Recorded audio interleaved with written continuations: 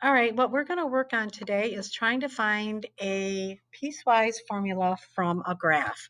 So this is part of your notes, and I'm going to just go through here, and this is what I did in class today, and I just wanted to make sure that you had this to refer to. So I have this function going on here, and I'm going to put the arrows here because that was my intent. It was that there's arrows on both ends. And the other thing I'm going to do is actually put some points on here so we can use. So right here is the point -4, 2. This is the point 3, 2.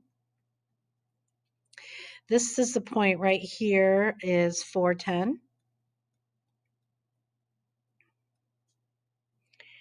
And the other point I'm going to pick is -8, 7. So I'm just putting these here so as we go along. Now, the one thing I want you to recognize is this piecewise formula for this piecewise graph is a continuous graph because you'll notice there's no holes or breaks.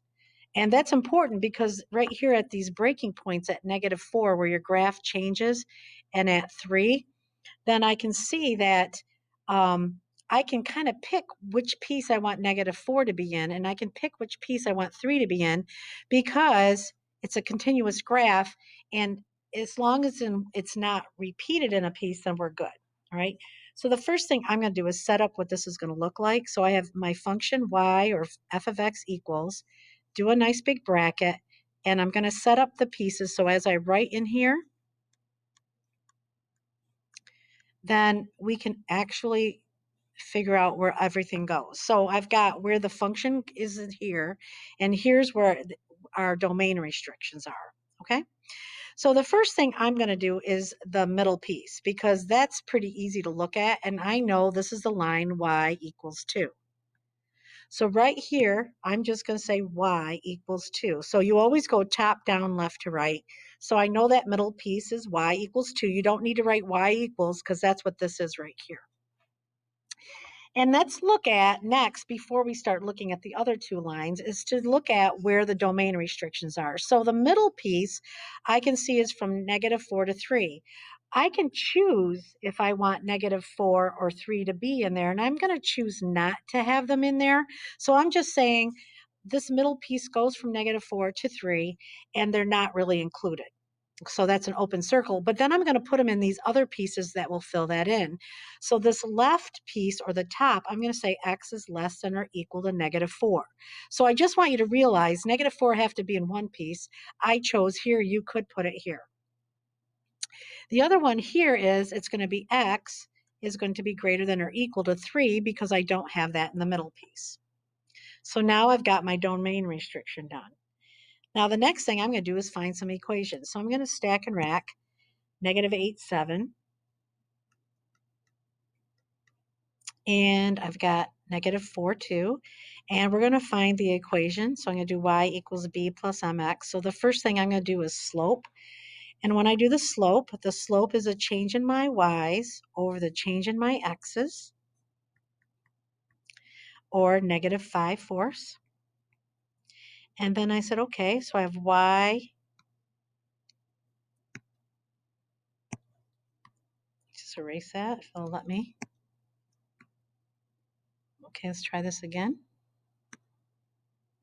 So I've got y equals b minus 5/4 x. So then I'm just going to plug in one of the points. So I'm going to pick -4, 2. So I'm going to say 2 equals b minus 5/4 times -4. So 2 equals b plus 5. Subtract 5 on both sides. B is -3. And if you look at it, it does look like if I were to go down here that it would cross at -3. So I now know my equation for that one side here, this one piece, so I'm going to extend the page a little bit, is going to be y equals -3 minus 5/4 x.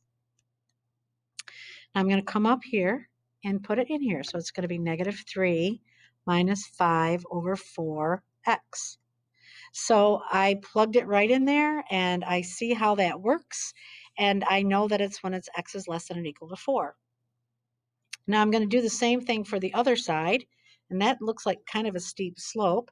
So I'm going to stack and rack 4, 10. And I'm going to stack and rack 3, 2.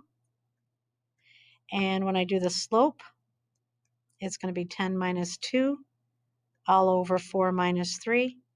So the slope is 8, which is pretty steep. Say y equals b plus 8x. Plug in one of the points. I'm going to pick 3, 2. So 2 goes here. 3 goes here. Subtract.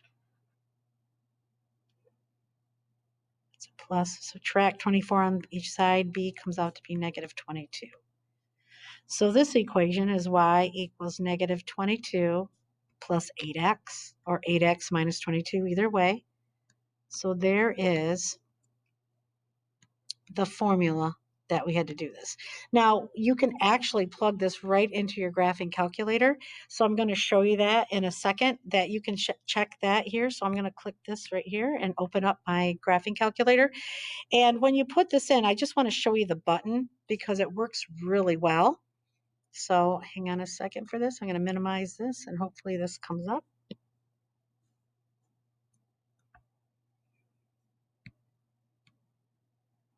Or not. Oh, here it comes now. So when I put this in the calculator, I just want you guys to realize that there's a nice setup in the TI Inspire where when you put this in the calculator that it's really easy to do. So one of the things I want to show you is, let's see if I have this here. We'll just put it in, that if I was going to do one like this, I'm going to go home. I'm going to do a graph, and when I go to actually graph something, when you have Piecewise, all you got to do is click next to the book here. If you had just 2 pieces, you could pick that. If you pick 3 pieces and I click on it, it'll ask you, do you have 3 pieces? I said, okay. And look what you can do. You can actually put it in like this. So I'm actually going to do this. So I have negative 3 plus, and then I'm going to do, is it plus or minus? It's minus. So I'm going to delete that. Let's go backwards. Let's try that again. So I'm going to hit this book. I got 3 functions, click OK.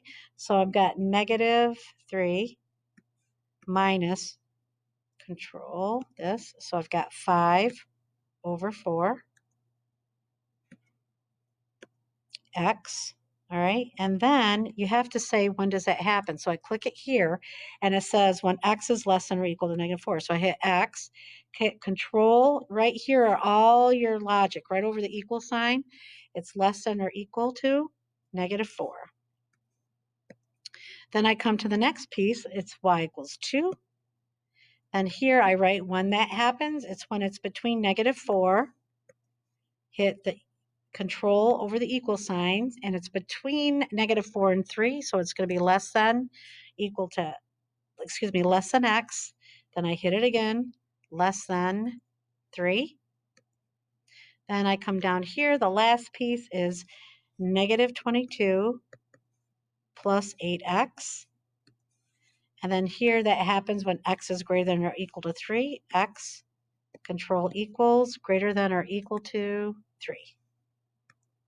Then I hit enter. And as you can see, when I look at this, it looks just like my picture. And I can see all my points if I hit Control T, and then I can see all the points of the graph that are on there. So I just want to show you that you can actually use this on your graphing calculator to check all your work after you've got done finding your equation. So that's another video on practicing finding the formula from a graph of a piecewise function. So that's the end of this video.